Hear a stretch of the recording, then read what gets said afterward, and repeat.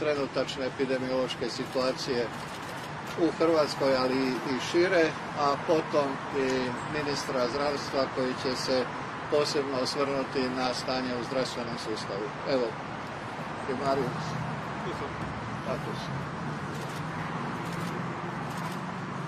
Hvala lijepo ministre, sve vas srdačno pozdravljam.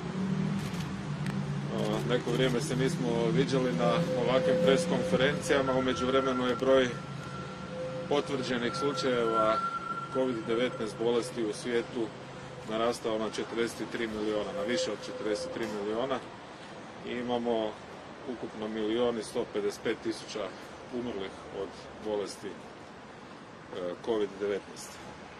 U Hrvatskoj, kao što znate, zadnjih 2 tjedna, nešto malo više od 2 tjedna imamo porast brojeva. Danas ponovo imamo rekord, dakle 2421 novo oboljeli.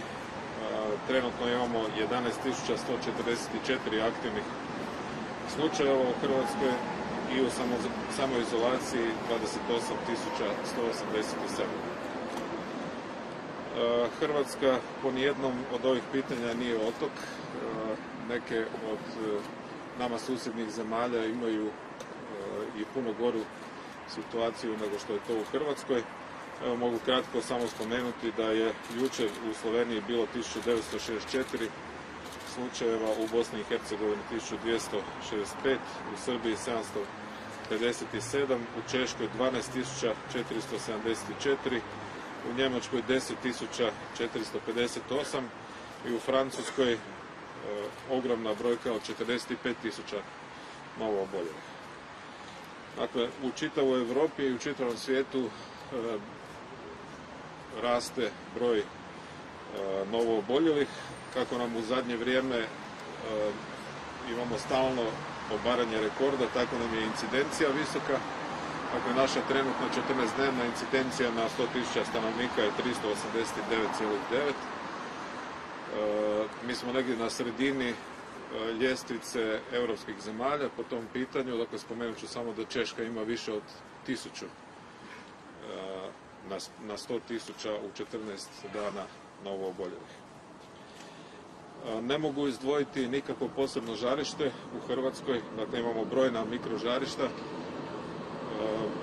U svakoj županiji ima poneko obiteljska proslava sa većim brojem ljudi na kojem ima veći broj zaraženih, ali nikakvih posebnih velikih žarišta, nego naprosto zbog ovog velikog broja novo oboljelih virus se zrakasto širi.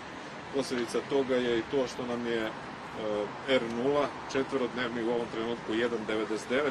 Samo u jednom momentu do sada u tijeku čitave epidemije je bio veći od 1,99. Dakle, ovo je sad druga brojka R0 od početka epidemije do danas. Sada bih prepustio riječ gospodinu ministru Berošu da kaže kakva je situacija u bolničkom i općenito u zdravstvenom sustavu.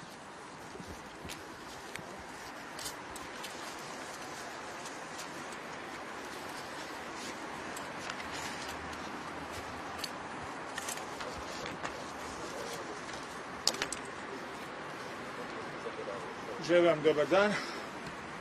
Evo, svjedočimo daljnjoj eskalaciji epidemiološke situacije. Ono što već komuniciramo duže vrijeme, da je osnovni izazov zdravstveni sustav. Dakle, osnovni izazov glede zaštite zdravlja i života ljudi bit će zdravstveni sustav i njegovo potencijalno preopterećenje. U tom kontekstu reći ću vam da je jučer na bolničkom liječenju bilo ukupno 825 osoba, što znači da ih je zaprimljeno 153 tijekom 24 sata, a otpušteno 65. Nadalje imamo 58 bolesnika koji su na respiratoru, što je 8 više nego jučer. Nažalost, i preminulo je 8 naših sugrađana, što daje broj preminulih 437. Svakodnevno pratimo i situaciju u KB Dubrava, u primarno intenzivističkom respiratornom centru, koji je u ovom trenutku glavni oslonac za prijem naših bolesnika. Ukupno imaju hospitalizirano 226, što je 26 više u odnosu na jučer. Doduše 11 bolesnika je i otpušteno. Jučer smo svjedočili da ih je zaprimljeno 42, dakle najviše do danas. U tom smislu prilagođavamo se dalje i odredili smo prioritete. Večeras je i sastanak ekspertne skupine kriznog stožera Ministarstva zdravstva gore na Ksaveru i ono što cijelo vrijeme govorimo, sada je red na toj činjenici da ćemo aktivirati od ranije postojeće planove kako bi dodatno povećali smještajne kapacitete i u KB Dubrava, a isto tako danas smo donijeli odluku o mobilizaciji arene kao tercijalnog centra. Odredili smo prioritete, međutim isto tako možete biti sigurni da ćemo napraviti sve da ne zaobiđemo i ostale zdravstvene potrebe, što je vrlo aktualno u svim zemljama okruženja. Razgovaram sa kolegama ministrima zdravstva i svi su otprilike u sličnom problemu kako odgovoriti na broj hospitaliziranih od COVID-19, ali isto tako čim duže omogućiti pružanje uobičajene zdravstvene zaštite. Znači u ovom trenutku se nosimo sa izazovima na jedan adekvatan način, međutim o našoj budućnosti odlučujemo svi skupa, ponovit ćemo to još jednom, sami.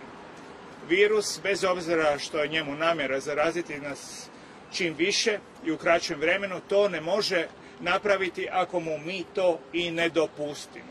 Dakle, ukoliko držimo razmak, ukoliko nosimo maske, ukoliko vodimo računa o higijeni, zasigurno ćemo spriječiti širenje virusa. I to je ono što treba stalno napominjati. Evo, od mene u ovom trenutku toliko.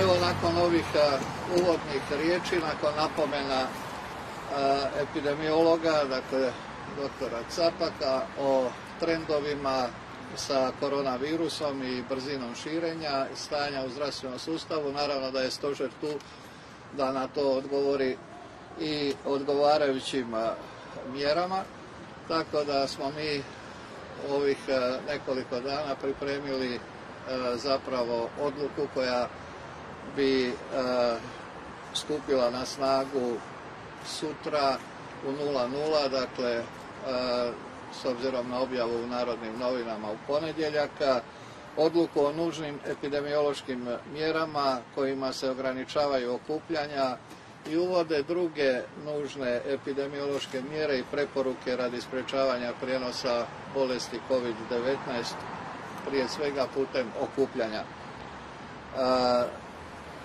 Prvo što želim naglasiti je da donosimo odredbu kojom je propisana stroga mjera fizičkog distanciranja koja nalaže izbjegavanje bliskog osobnog kontakta u razmaku od najmanje 2 metra u zatvorenom prostoru i 1,5 metar na otvorenom prostoru.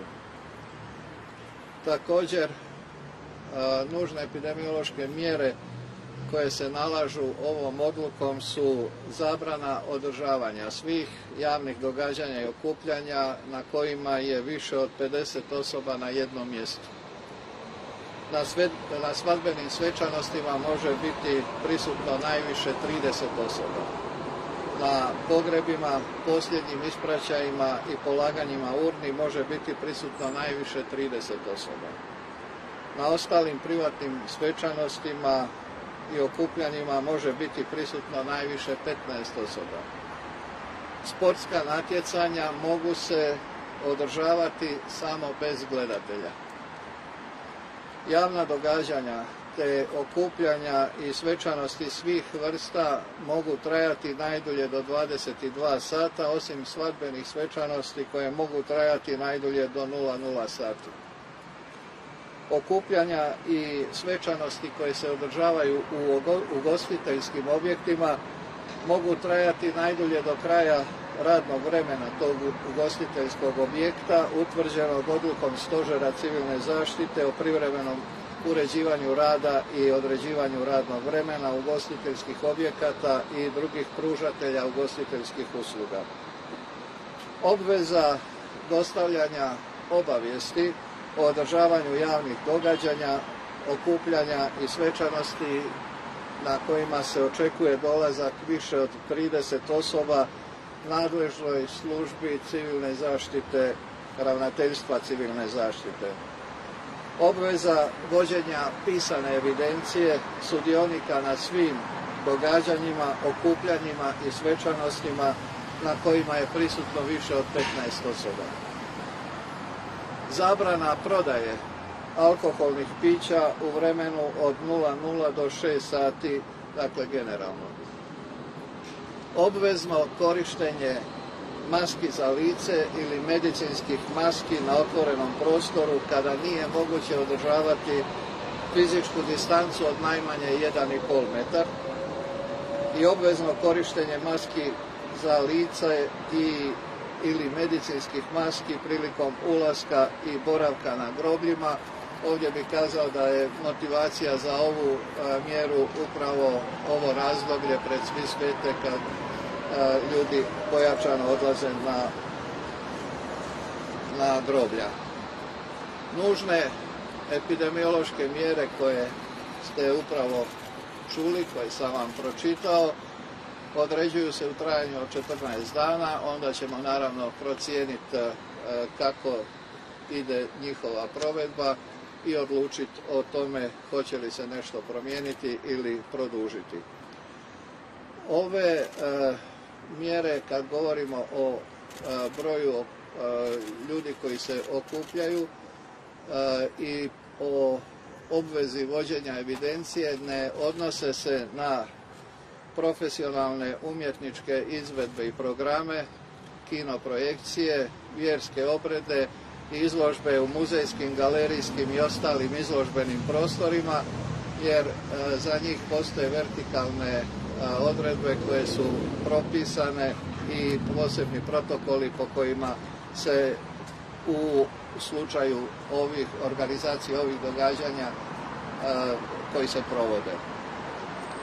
Što se tiče radnih mjesta, poslodavci su obvezni zabraniti dolazak na radna mjesta radnicima koji imaju povišenu tjelesnu temperaturu i smetnje s dišnim organima, posebno suhi kašalj i kratki dah. Također daje se preporuka poslodavcima da se smanji fizički kontakt između zaposlenika kad god je to moguće, da se uvede rad od kuće kad je to moguće s obzirom na narav posla, da se uvede klizno radno vrijeme gdje je to moguće, organizira rad u smjenama, odnosno skupinama gdje je to moguće i da se smanji broj fizičkih sastanaka na najmanju moguću mjeru. Kontrolu ove odluke i kontrolu pridržavanja preporuka i uputa Hrvatskog zavoda za javno zdravstvo provodit će službenici ravnateljstva civilne zaštite, inspektori državnog inspektorata, policijski službenici i stožeri civilne zaštite. I još bih dodao da ako se posebnom odlukom za područje pojedine jedinice lokalne i područne regionalne samouprave postoji određena blaža epidemiološka mjera, primjenjivat će se ova odluka, dakle lokalni, regionalni stožeri mogu primijeniti samo strože mjere od ovih koje su propisane ovom odlukom. Ukoliko su blaže mjere, ukoliko su one i u ovom trenutku na snazi, moraju se početi primjenjivati odredbe, odnosno mjere iz ove odluke. Evo, hvala vam lijepa. Izvolite, možete postaviti po jedno pitanje. Evo, može gospodine Zabor, prvo ovo pitanje oko samoizolacije koje je veliki problem, hvatanje kontakata, veliki broj ljudi koji bi trebali biti u samoizolaciji budu obavijesteni tek kad ljudima je po isteku izolacije što zbog kašnjenja testova, što zbog kašnjenja kontakata. Kako to mislite riješiti? Dakle, mi smo, što se tiče najvažnijeg epidemiološkog posla, a to je rano dijagnosticiranje bolesti kod oboljelih i traženja njihovih kontakata, dakle njih stavljanje u izolaciju oboljelih i traženja njihovih kontakata i stavljanja istih u samoizolaciju. Mi smo poduzeli brojne mjere Ministarstvo zdravstva je dopustilo dodatna zapošljavanja ljudi, odobrilo dodatne specijalizacije za epidemiologije i druge javnozdravstvene stručnjake. Na nekim mjestima smo omogućili rad studentima.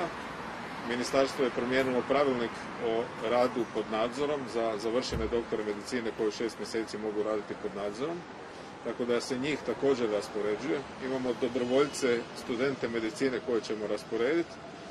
Imamo mjere koje je donio referentni centar Ministarstva zdravstva za epidemiologiju, dakle privremene mjere o nadzoru nad bolešću COVID-19 koje olakšavaju prikupljanje podataka o kontaktima na način da kada je to moguće, na primjer u školi, ravnatelj ili profesor u školi dostavi popis kontakata od djeteta koje je oboljelo, a da epidemiolog sam ne zove, dakle i kontakte i roditelji obavještavaju po tome, nego da dobije gotov spisak.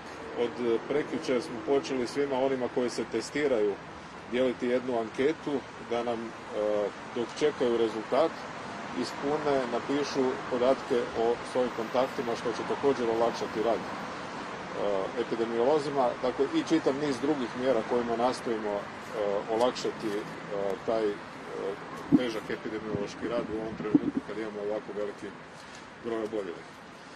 Što se tiče samoizolacije, to sam već više puta napomenuo, mi smo imali na zadnjoj sjednici referentnog centra za epidemiologiju sa upravnim odborom Hrvatskog epidemiološkog društva raspravu o skraćivanju, o eventualnom skraćivanju samoizolacije na 10 dana po uzoru na neke druge europske zemlje. I tada je zaključak bio da za sada još nećemo skraćivati samoizolaciju na 10 dana. Međutim, sad ćemo ponovo razmotriti i prema informacijama koje ja imam sa terena i od drugih epidemiologa, vjerojatno ćemo donijeti odluku da se samoizolacija skraćuje na 10 dana uz napomenu, dakle da će oni trebati, bez obzira što prekidaju mjeru samoizolacije, se držati mjera nošenja maski i izbjegavanja kontakata. Evo, kada će arena biti spremna, ko će se tamo zapravo smještati? Što se arene tiče, Ravnateljstvo civilne zaštite će sutra donijeti odluku o mobilizaciji arene kao tercijalnog centra, a ovaj drugi dio pitanja će vam odgovoriti ministar zdravstva.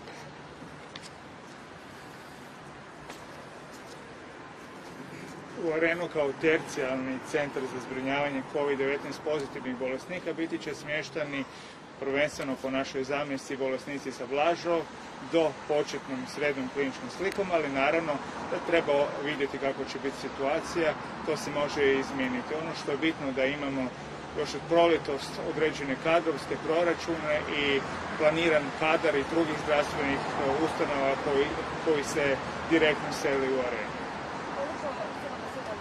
Koliko leže u areni Zagreb i s obzirom da se radi o prostoru koji ima kapacitet neka bolnica, govorite o nedostatku liječnika medicinskih sestara u postojećim bolnicama, ko će tamo raditi, ko će brinuti za te ljude? Vaše pitanje je na mjestu, međutim upravo sam vam odgovorio da od proljetos postoje određeni planovi aktivacije zdravstvenog osoblja koje će iz drugih bolnica, iz Zagreba i cijele Hrvatske po potrebi raditi u takvim tercijalnim centrima. To je napisano još proljetos i aktivirat će se vrlo skoro.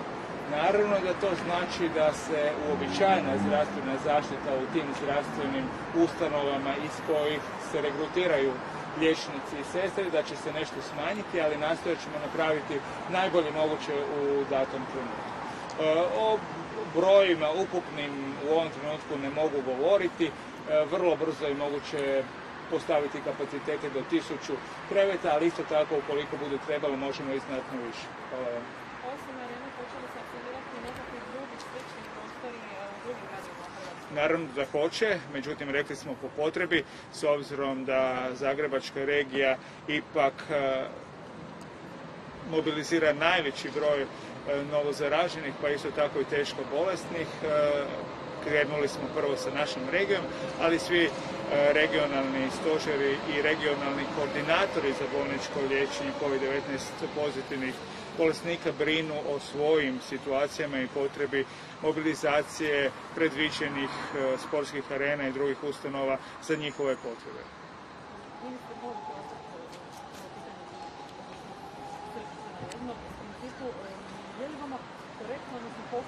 Možete samo malo jače. Postoji li možda nekakav drugi način, drugačija primjerice da osobe teški srčani bolesti zalaži u bolnici,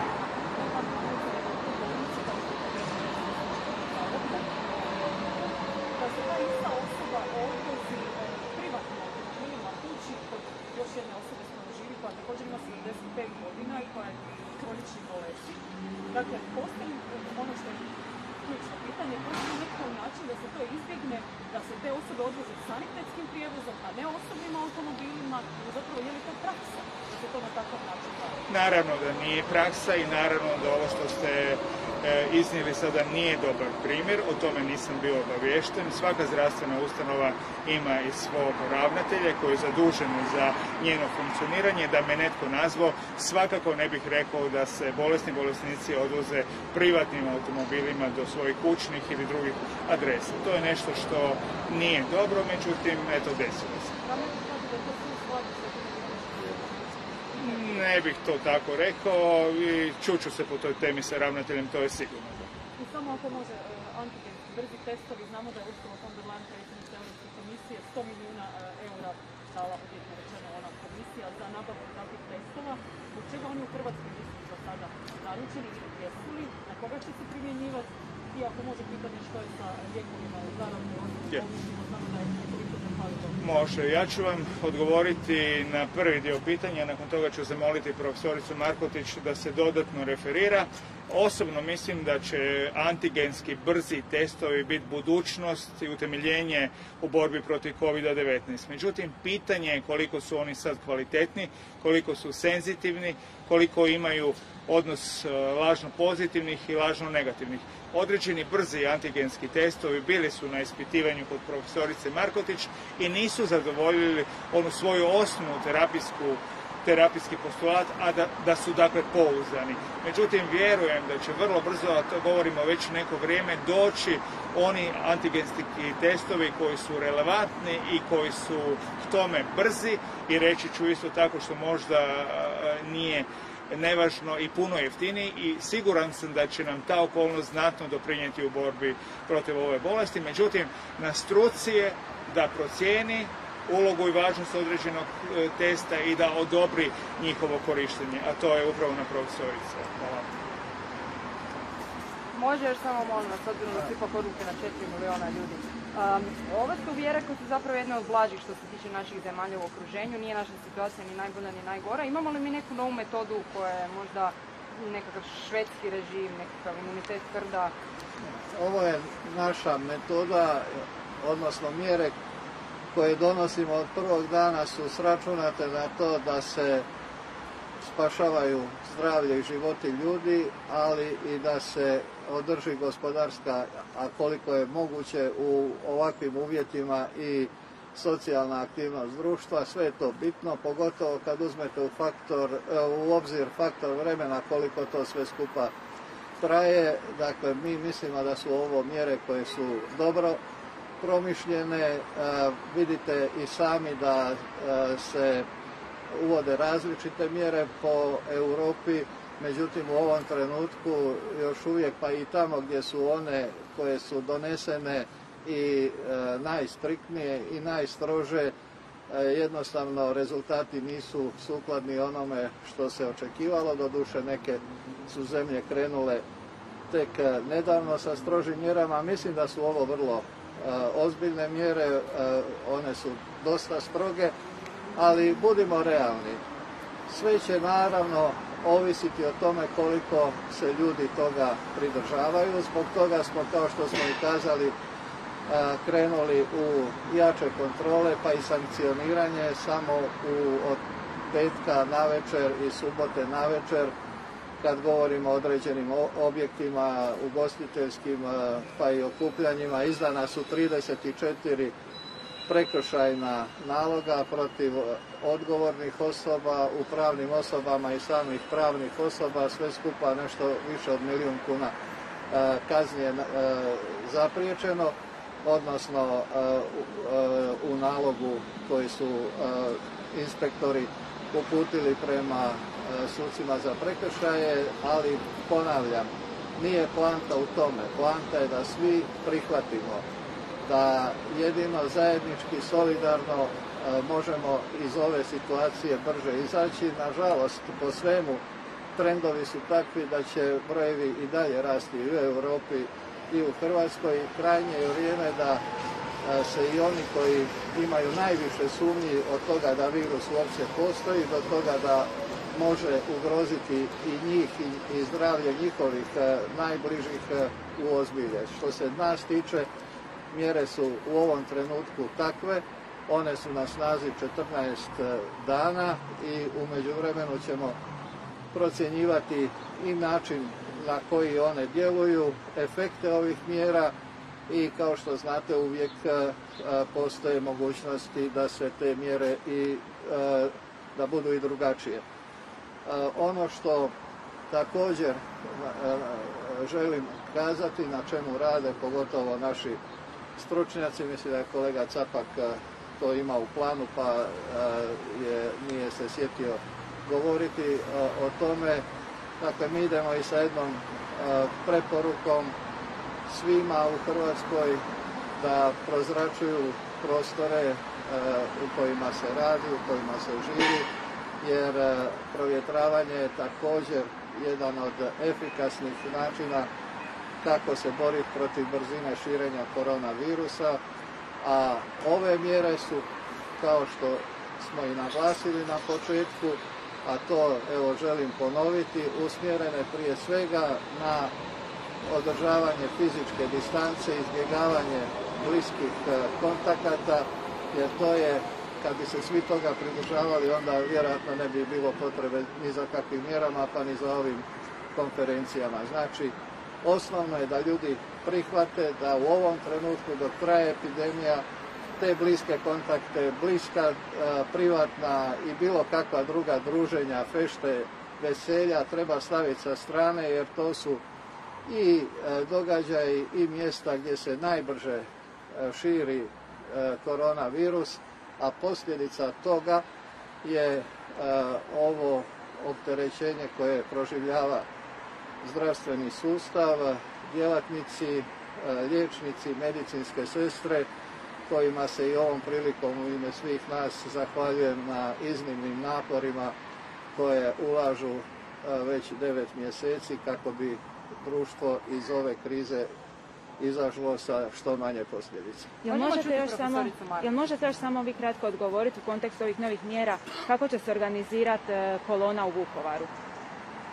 Uvijek postoji mogućnost da se neke događaje posebno organizira, jer nije moguće svaki događaj staviti pod neke generalne odredbe, ali dopustimo da do tada još ima vremena i vidjet ćemo kakva će biti situacija. Hoćete profesorica? Evo još profesorica Markotić. Mogu ja prije nego što profesorica jedno pitanje za vas. U početku kad ste spomenula je kulturno vjerska događanja na koje se primjenjuju vertikalne mjere. Što je sa sveučilištima, odnosno njihovim sastavnicima, fakultetima?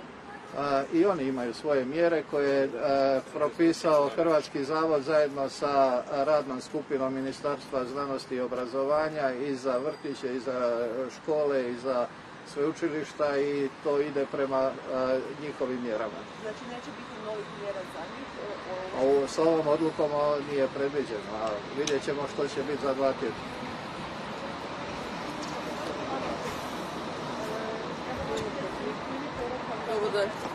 Preko vikenda nedostaje lijek na investiratskom liječniku pacijente, ali da se to sada nabavlja iz Slovenije. Možete li nam malo objasniti taj postupak, zašto je Sloveniji, kako nestane, je li moguće da se to u budućnosti prevenira i tako? U tijeku je procedura koja treba omogućiti administrativnu nabavku tog lijeka i to će biti u nekoliko dana riješeno, obzirom da je Slovenija trebala dobiti nekoliko dana prije, onda je bio dogovor da bi eventualno posudili nešto tog lijeka dok mi ne završimo svoju proceduru i dok nama ne stignu prve vrijednosti. Bilo je nešto još za vikend rezervnih bočica koje smo onda povlačili jedni od drugih, naravno solidarno iz različitih institucija tamo gdje je trebalo. Kakva je klinička slika trenutno pacijenta? Ima dosta težih bolesnika, dakle situacija je definitivno ozbiljnija nego što je ljetos, dakle više je slično onoj prvoj fazi s tim da evo bolnica je popunjena. Ono što treba istaknuti je da ima i mlađih bolesnika, vrlo ozbiljno bolesni koji su zadnji dan hospitalizirani, da zbog vrlo brzog priljeva bolesnika pokušavamo otpustiti i sve one koji su u poboljšanju, tako da još jednom želim upozoriti sve one na virus koji još uvijek misle da je to neka neozbiljna bolest, da se radi o bolesti koji sad u ovom jesenskom razdoblju, kako smo puno puta komunicirali, je puno ozbiljnija, puno zahtjevnija za rješavanje i da osobito osobe sa rizičnim faktorima trebaju se čuvati, jer i svi ostali, jer ima i među onima koji nemaju neke značajnije bolesti, isto tako teže bolesti. Tako da je bitno oprez i sve one mjere koje već mjesecima komuniciramo trebale bi se koristiti da jednostavno dalje ne punimo kapacitete zdravstvene na ovaj brzi način kao što je to sad zadnjih nekoliko. Evo, hvala vam lijepa, vidimo se.